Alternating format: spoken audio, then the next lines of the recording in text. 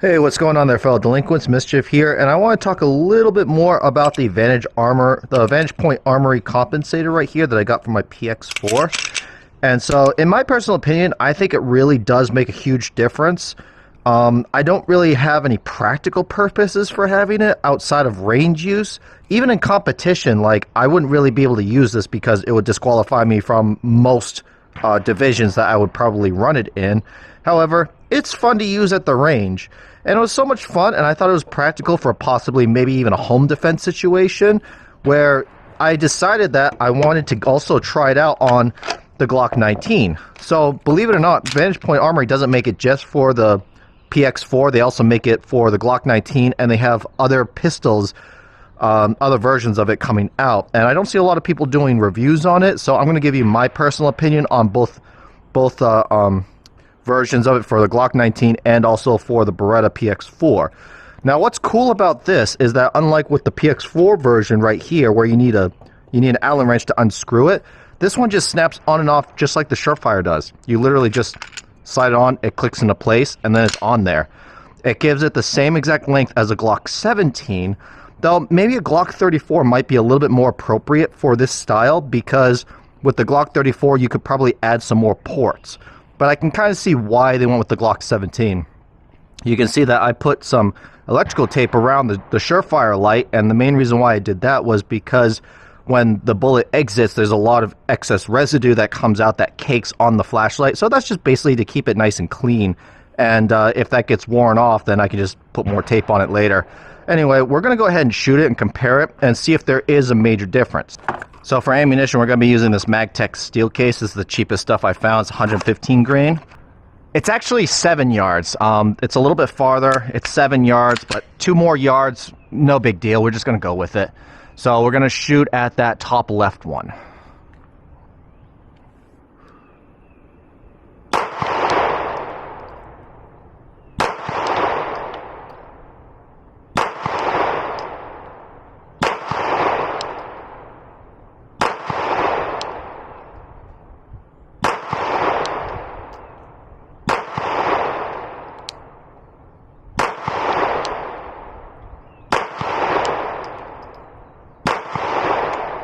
Let's go take a look there. Now this one right here, I have my dot perfectly on this dead center right here. So it's shooting a little bit low, but it's probably because of the height over bore. So you see where my dot is and where my bore is. It's probably because of that height over bore. The bullet's still on its upward travel. So maybe if I put it a little bit higher. But for this one right here, I'm going to do the same exact thing. I'm going to aim, put that dot dead center right there, and see if we have any difference in point of impact or the group size. So what's cool about this comp is that, like I said, when you install it right here, it gives it the same length as a Glock 17. So with the Glock 17 length right here, I have a Glock 19 Safariland holster right here. This one's meant for the 19. And the problem is, though, is that it has this little insert right here for the barrel, and this little thing that pokes out right there. It's actually supposed to be inside, and your barrel fits inside there, and that's supposed to take up any, like, wiggle room. However, I had to flip that around backwards so that it would give it just a little bit more room, and it actually fits this comp in there. So, comp's in there, and it locks up. This hood goes over perfectly over that 320 SCS, which with the if you're planning on getting an aim point acro because you like that enclosed emitter, the aim point acro actually does not fit behind this hood right here. You'd actually have to get a different style hood, but this is the hood that comes with the pistol. So let's go ahead and we're going to shoot it's 7 yards with 10 rounds of that Magtech ammo. And we're going to aim at the same place, center, and see if there's any point of impact shift.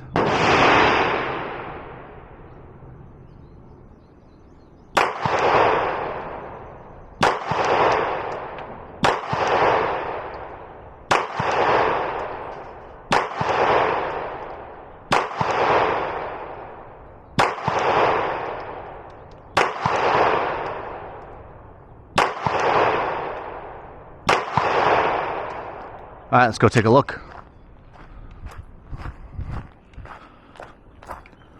To be perfectly honest, that does feel a little bit better, maybe just a little bit better. But you can see my group did tighten up just a little bit. Group location remains the same. Reliability still remains the same because you don't have a big heavy weight hanging off the end of your barrel, attaches to the frame of the pistol, and it maintains that reliability because it's not interrupting the action of the slide. So now we're on the silhouette on the right, but I'm going to shoot the top left one right there, without the Vantage Point Armory compensator, and we'll see what we can hold for a group at 7 yards.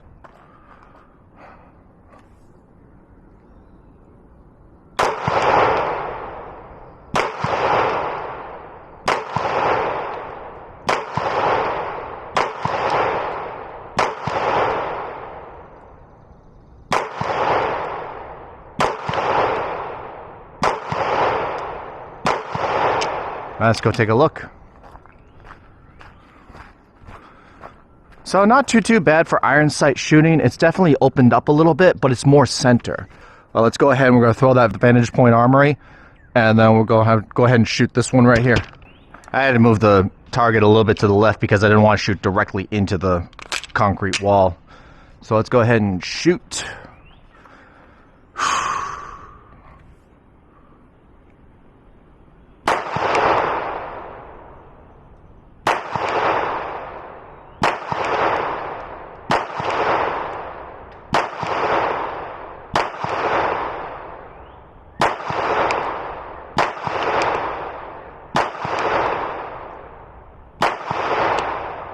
Okay, let's take a look.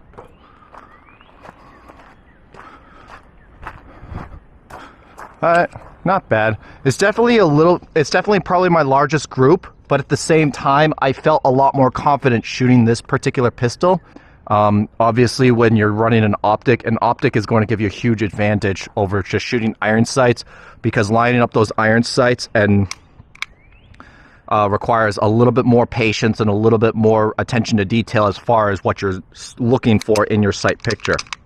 So let's go ahead and shoot a bill drill at 7 yards, and I don't have my holster set up for me, so I'm just going to do it from the low ready and see what we get here.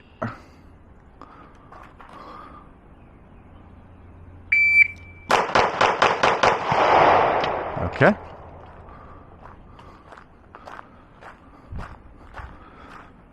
So we're definitely center, some up and down stringing right here. 3 good shots, maybe 4 good shots. This one's unacceptable, this one's unacceptable, but at least this one's still in the center. So yeah, recoil control with this Glock, I don't really have as much experience with the Glock or the smaller grip, controlling the recoil right there. So yeah, let's go ahead and see what the compensator helps us with that. So that was a 192, first shot was an 80, so 24, 26, 21, 21, and a 20.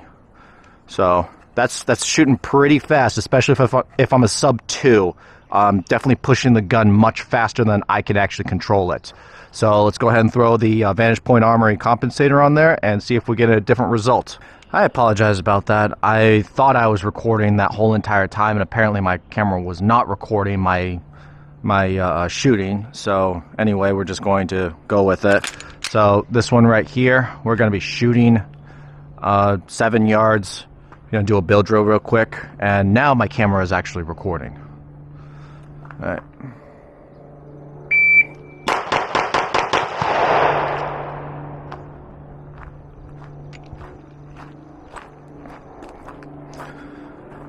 Okie doke. So exact opposite result. Instead of vertical string, we had some horizontal left and right stringing right there, and I was aiming it here, so I was shooting low because I'm just gripping the pistol much too tightly. We got a perfectly good head on both of them, so why don't we do 10 rounds as fast as I can get a sight picture, and we'll try and see if there's any difference in time and group size. Okay, 7-yard headshots without the Vantage Point Armory. Now let's go ahead and time this from low ready.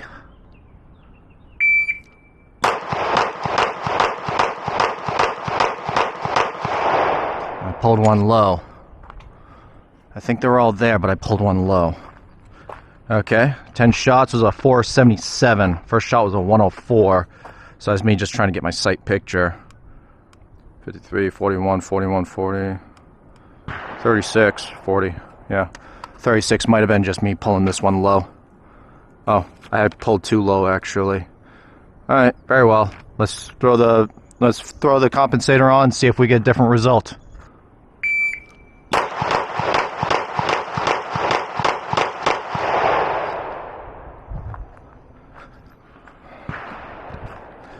Not really. Definitely not really. I shot a little bit faster. My first shot was a 91, 37, 44, 36. So I was shooting faster. And honestly, I was just throwing them. I lost my sight picture on my optic. Is it really making you a better shooter? No, it's not making you a better shooter. It just makes the gun feel a little bit softer shooting. But the fact that you can actually run this compensator and also have the flashlight on there, yeah, I think it gives it somewhat of an advantage. Well, we're still at the range. Let's do a little bit more shooting with it. Why not?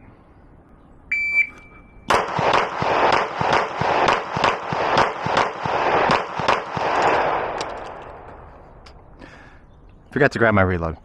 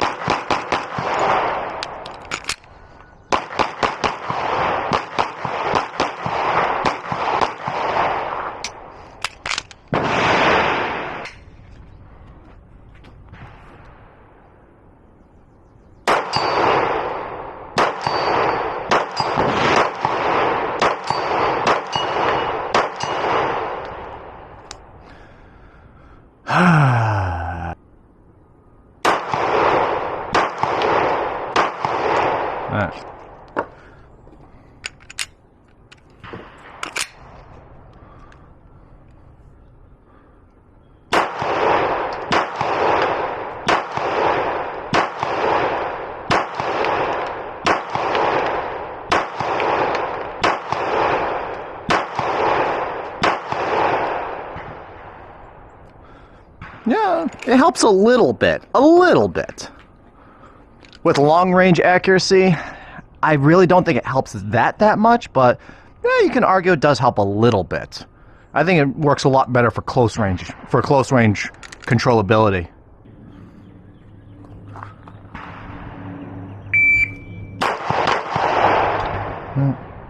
So 135.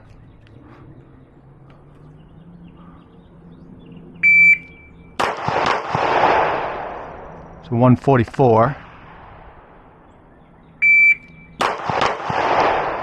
So 120.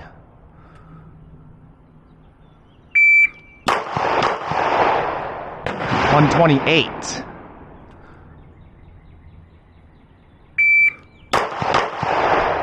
$117. Go take a look. I definitely know I pushed some to the right. Yeah.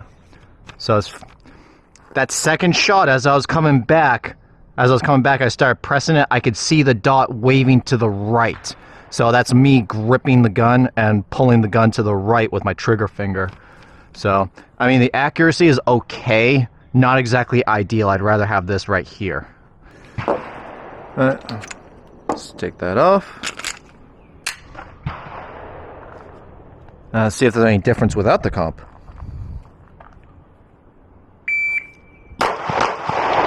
Uh, 134. 135. 117. 118.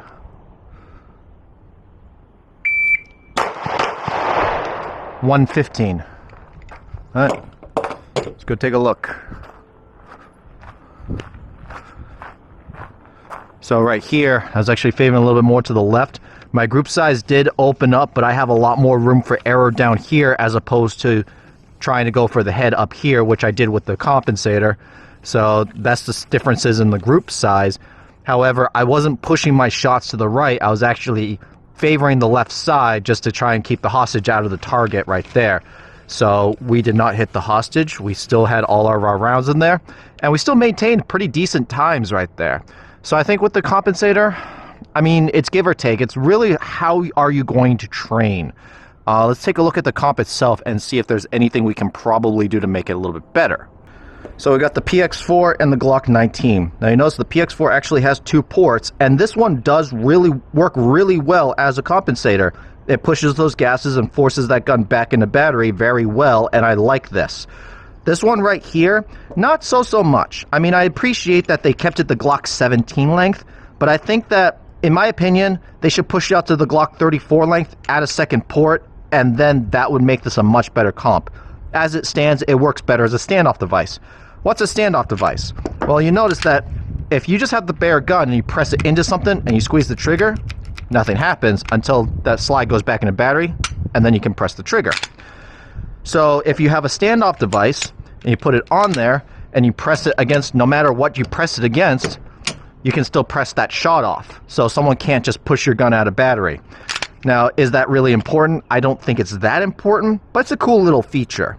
Now, one downside to this is if you have something that could potentially get caught inside that compensator in between the comp and the slide, when that slide goes in the battery, it could also push it out of battery. So that's something else you have to be worried about if you're deciding to run something like this. But in my personal opinion, extend this out to the Glock 34 length, add a second port, and then we'll talk. But that's basically all I got for you, so make sure you stay out of trouble. If you can't stay out of trouble, you didn't learn from me. Meow.